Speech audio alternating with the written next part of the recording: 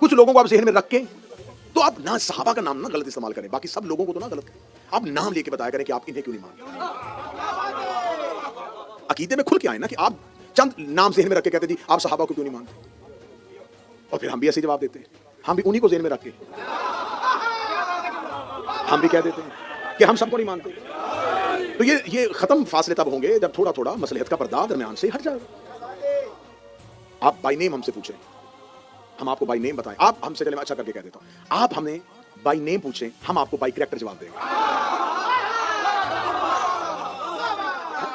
آپ ہمیں by name بتائیں گے، آپ کہیں جی آپ ان کو کیوں نہیں مانتے، ہم فوراً کتابوں سے کریکٹر پڑھیں گے، اس پڑھنے کے بعد آپ کو کہیں گے جی یہ کردار ہے، ہم شخصیت پرستی نہیں کرتے، ہم کردار کی عزت کرتے ہیں، اگر تو یہ کردار عزت کے قابل ہے تو مان لیں۔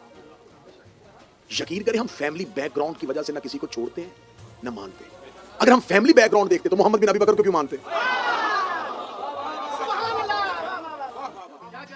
شیعہ مرتا مر جاتا ہے لیکن یزید کے لیے اتنا سا بھی نرم گوشہ نہیں رکھتا، اس کے بیٹے نے صرف آگے اپنے باپ کے تخت کو ٹھوکر ماری ہے، کریکٹر آیا سامنے، ہم نے کردار قبول کر لیا، کیا مصلحت تھی، کیوں کیا تھا، ہم نے کہا نہیں یہ جملہ قابل قبول ہے، بے شک یزید کا بیٹا ہے۔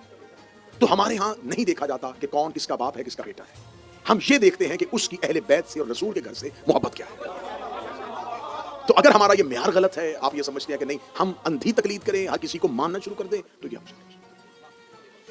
اب ہم آپ کو بتاتے ہیں کہ اصحاب پیغمبر میں سے دیکھیں یہ جو اتنا بڑا واقعہ رونما ہو گیا ہے، 10 دن سے ہم رو رہے ہیں، 10 دن سے ہم سڑکوں پہ ہیں، پوری دنیا کا ہر شیعہ ان 10 دنوں میں سیاہ لباس پہن کے احتجاج کر رہا ہے۔ یہ احتجاج کس چیز کا ہے؟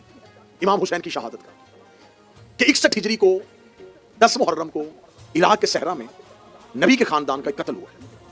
ہم آج تک سڑکوں پہ اس لیے پھر رہے ہیں، احتجاج اس لیے کر رہے ہیں کہ اس قتل کے حقیقی قاتل گرفتار نہیں ہوئے۔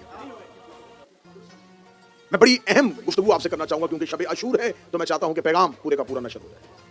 ہم یہ چاہتے ہیں کہ قتل حسین پر انصاف ہو۔